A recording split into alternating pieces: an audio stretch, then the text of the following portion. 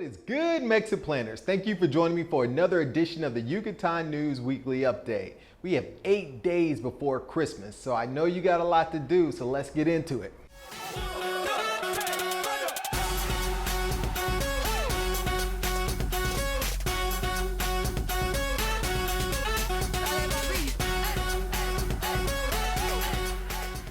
All right, if you're new to the channel, know that this is the place to get all of your questions about moving to Mexico answered in one place. So if you ever had a desire to move to Mexico, or if you're already living here, check out the content on this channel. There's tons of information about just how to move and how to accomplish things on a day-to-day basis. All right, so jumping right into the Yucatan News Weekly Update, we're gonna start with an update on stories that we've talked about in the past. The first one is the 4T legislation. I'm telling you, y'all, this is gonna be a big deal. It's on a national level, so this is a national story, not necessarily just a Yucatan story, but it's all about the management of energy here in the country of Mexico. The president of Mexico, AMLO, claims that the 4T legislation is a matter of national security, but there are various leaders who are against this legislation. Now, they have made attempts to block the progress of this legislation by cutting the budgets in certain agencies. But just this week, the Supreme Court of Mexico ruled that the 4T legislation should proceed through the normal legislation process and not be blocked or impeded by, acts of cutting budgets and what have you. So this piece of legislation will continue on its path to either become law or not become law, but it's going down the path of it's moving along to getting a vote. So stay tuned. There's going to be more on this 4T legislation in future Yucatan News Weekly update. So if you remember in the last Yucatan News update, I told you about an increase in the minimum wage here in Mexico in 2022, how that would impact you if you plan to move here and become a resident. Well, there was a survey taken by the news groups that asked the question, to the population, to the readers, and all the major news channels. This is the question that was asked. It says, do you believe that you will benefit from an increase in the minimum wage in 2022? A resounding 64.5% of the people said no, and 35.5% of the people said yes. So the majority of the folks here in Mexico don't believe that an increase in the minimum wage is actually going to help them. So that's kind of what's going on with the general population and the general sentiment towards the minimum wage. So giving you an update on the COVID numbers here in the Yucatan, this week we've seen numbers below 10 new cases a day, and that's incredible. So we continue to stay in the green. We continue to manage the situation. Wednesday, they began the vaccination of all kids ages 15 through 17 here in the Yucatan with the Pfizer vaccine. Also on the 13th, which was a few days ago, they began the campaign of booster shots for the older adults, 60 and more, here in the Yucatan. So those, I think 135,000 doses of vaccines arrived later in the week, and they began the process of starting to roll out those booster shots now for the older adults, 60 plus. New in the fight against COVID, in partnership with Google and Apple, the state of Yucatan has the ability now to notify a person via their cell phone if they've had exposure of less than 10 meters to someone that is infected with COVID. Now, they demonstrated this tool at a symposium recently here in Merida. I don't know that it's actually rolling out, but they have the technology and I think they're gonna implement it. So that's pretty exciting. Switching gears to talk about all the things that are happening at the airport. Over the last couple of weeks, I've read about several different confiscations at the airport, if you will. So one of the things that happened at the airport here in Merida is they discovered 15 fake passports in the last week or so that were hidden inside of books. Now, these were discovered obviously by the customs agents when they went through the scanners, and of course they were confiscated. In addition to that, they also confiscated 8 pheasants from a different passenger at the airport that didn't have the proper documentation for the possession or transportation of those exotic birds. So those animals were on their way to Guadalajara, but they were stopped, confiscated, and then taken to the zoo, Parque Centenario, here to be taken care of. Another exciting thing that's happening at the airport is that they opened the helicopter school to begin classes in January of 2022. Now this is pretty exciting. I think you remember me talking a few weeks ago about the governor and the president actually taking a helicopter to survey the Mayan train project from Merida to Quintana Roo. Well, they're hoping to train a lot of top-notch pilots here in Merida, helicopter pilots, and so in the future, hopefully that might even become an option for regular people to be able to take a helicopter maybe from Cancun's airport to Merida's airport as an alternative way or faster way of transversing the Yucatan Peninsula. But they're going to open this school and it's open in January of 22. Speaking of passengers, this week, yes, 2 days ago they're expecting an increase of more than 25% of passengers beginning December 15th for the Christmas holiday. Beginning this week, Viva Aerobus and Magna Charter Operation will operate one flight each direct from Havana, Cuba to Merida. So that's exciting. Cuba is now opening back up and they're going to have a flight that goes directly from Merida to Cuba. I think I've mentioned this in the past, but there's a large Cuban population here in Merida, and most folks assume that I'm Cuban because of how I look. And so it's interesting that, you know, they're now starting to open up flights back from Havana to Cuba, and that's happening this week. Also, American Airlines will return their Dallas to Merida flight, which I took a few weeks ago on Saturdays.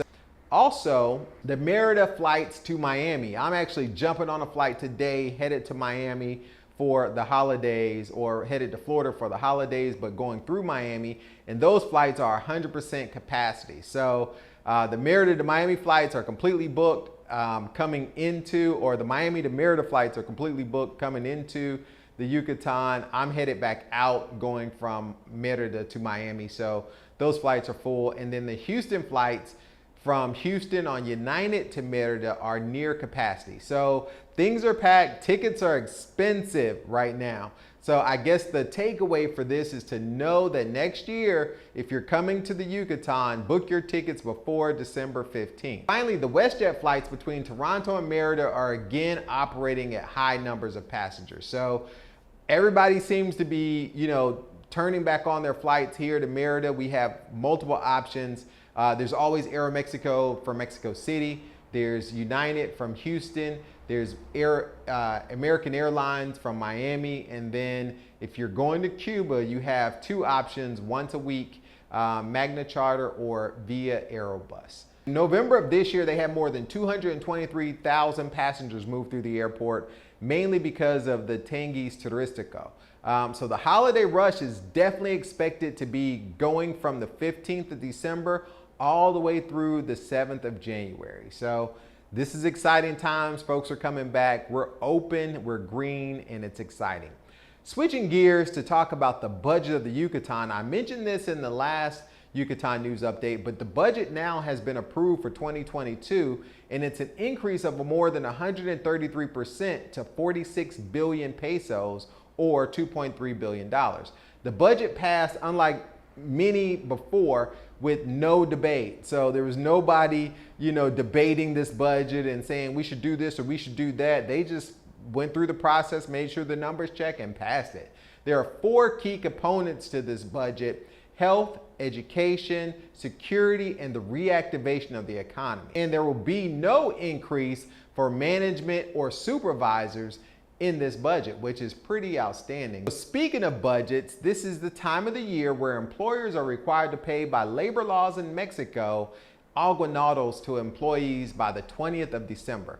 Let me explain. So aguinaldos are basically a bonus, or not really a bonus, it's an additional payment that employees receive here in Mexico in the month of December. It's mandatory. It's not optional. It's not what you feel like giving. There's a whole calculator, spreadsheet, all of those things that you have to go by. And it's also based on the wages earned by the employee. So if you have an employee that's been working with you for a year, even if they come once a week, but they've been with you for more than a year, they're entitled to this aguinaldo. So I will tell you that for me personally, I pay well over the minimum because I consider the folks that help me make my life here in Merida family, right? Those are the folks that keep the ball rolling. They allow me to make videos while they're off doing other things. So this is one way that I can help make sure that we are, improving the lives of the folks that we come in contact with and in building and fostering relationships. So make sure you pay your aguinaldos if you have a housekeeper, if you have a gardener, if you have a pool person, nannies, or any of those things. They're entitled to it.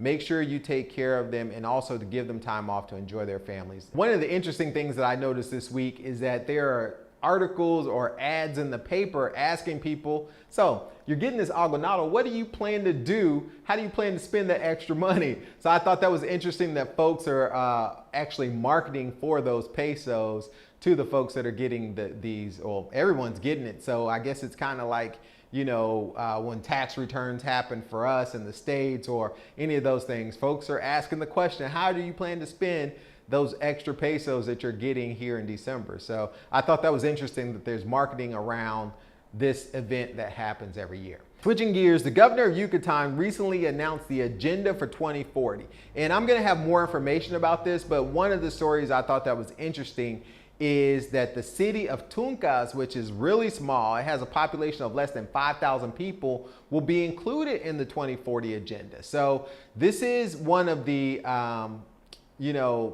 exciting things is they're already planning on what 2040 looks like. There's already a 2030 plan here, and I'm going to be following up on this story, the Agenda 2040, more because it's going to really lay out, what to expect here in the Yucatan as time progresses. So exciting times, but this place is going to be considerably different, I think, in 2040 than it is in 2021. Progreso. So there's a lot happening in Progreso. First, a ship left New Orleans recently, and that ship was the Norwegian Breakaway with 3,200 passengers, and it was on its way to Belize, Honduras, Cozumel, and Progreso. Well, one of the passengers boarded the ship infected with COVID-19. Now, this cruise ship continued to Progreso as planned with no changes.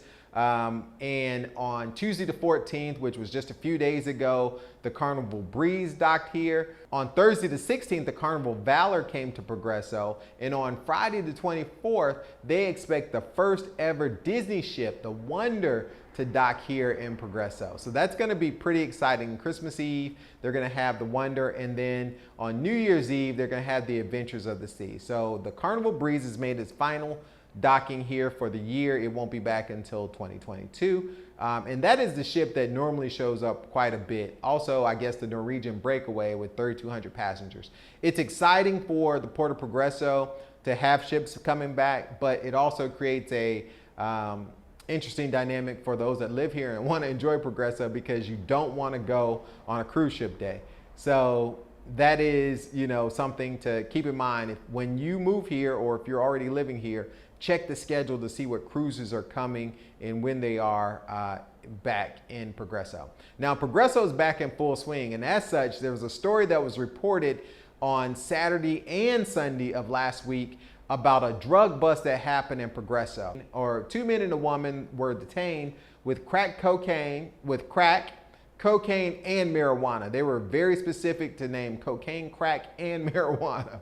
The authorities are on special alert because this isn't the first time, and they're noticing a pattern, particularly from the neighbors, about drug activity in this area. So they're on alert for this area, the east side of Progreso, to make sure that, where there's dealers, there's buyers. And so they're gonna make sure that they keep an eye on this area to make sure that things don't get out of hand. Hey, do me a favor and let me know if there's stories or things that you wanna know about so I can keep an eye out for them in the newspaper or in the news.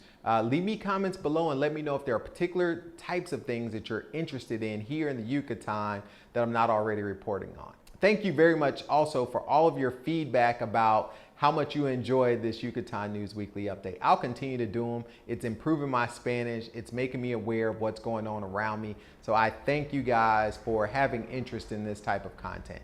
Until next time, happy holidays and Merry Christmas. Mexitplans Monty, I'm out.